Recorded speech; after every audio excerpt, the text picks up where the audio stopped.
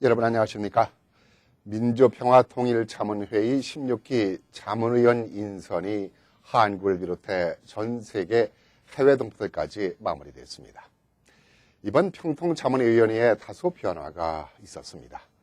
민주평통이 그동안 북미주 지역과 일본 지역으로 크게 두 곳으로 운영되어 왔었습니다만 이번 16기에서는 중국과 아세안, 유럽 등 3개 지역이 신설되면서 5개 지역으로 확대 개편된 것이 눈에 띕니다.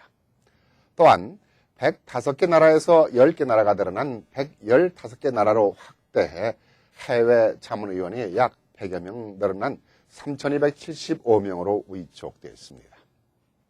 이로써 자문위원은 한국의 자문위원까지 합쳐 약 2만 명이 조금 넘게 위촉이 됐습니다. 그러나 뉴욕 지역의 자문위원은 지난 15기 때보다 8명이 감소돼 174명으로 위촉됐습니다.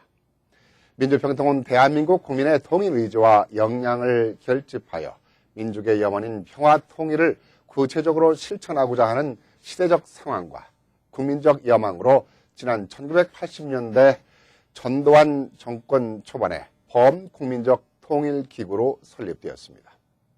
헌법 92조에 명시되어 설치 근거가 마련되었고 지난 1981년에 약 9,000명의 자문위원이 위촉되면서 정식으로 평화통일 1기가 시작된 것입니다. 그러면 평화통일자문위원의 자격은 어떻게 되느냐 하면은 조국의 민주적 평화통일을 지향하는 민족의 염원을 받들어 주민이 선출한 각계 분야의 대표급 인사들로서 국민의 통일 의지를 성실히 대변하는 인사들입니다. 그런 면에서 지구촌은 유일의 분단국가인 대한민국으로서는 꼭 필요한 단체라고 생각합니다. 그런데 이런 단체를 두고 많은 사람들은 민주평통이 뭐하는 단체냐고 묻곤 합니다. 이 말에는 여러 가지 큰 의미가 담겨 있다는 사실을 되새겨볼 필요가 있다고 봅니다. 민주평통의 목적과 달리 단체 활동을 분명하게 활동하지 못하고 있다는 말이 아니겠습니까?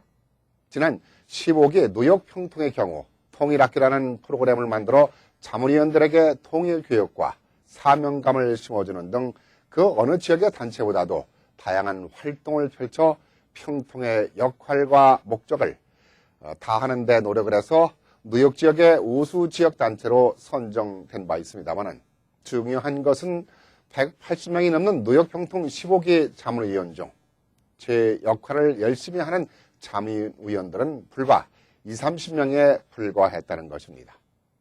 나머지 상당수 자문위원들은 평화통일의 의지가 확고한 활동은 고사하더라도 2년여 임기 동안 얼굴 한번 내밀지 않고 자문위원 명함만 뿌리고 다닌 의원이 많았습니다.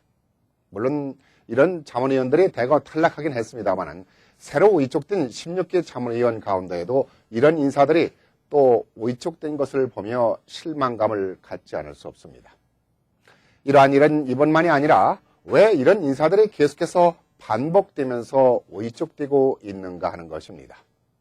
민주평통은 근사한 직위를 가졌다고 또한 학벌이 좋다고 재산이 많다고 선정되는 것이 아니라 통일을 지향하고 투철한 조국에 대한 사명감을 가진 지역 대표자들이 위촉된다고 했습니다. 그런데 통일 의지를 대변하는 것은 고사하고 민주평통 설립 목적과 취지에 맞지 않는 인물들이 이번에도 예외 없이 상당수 위촉된 것이 이해가 가지 않습니다. 새 정부가 들어서면서 변화와 개혁을 요구하는 이 시대 정책에 민주평통의 변화는 겉무늬만 바뀐 것 같아 아쉬움이 남는 일입니다. 감사합니다.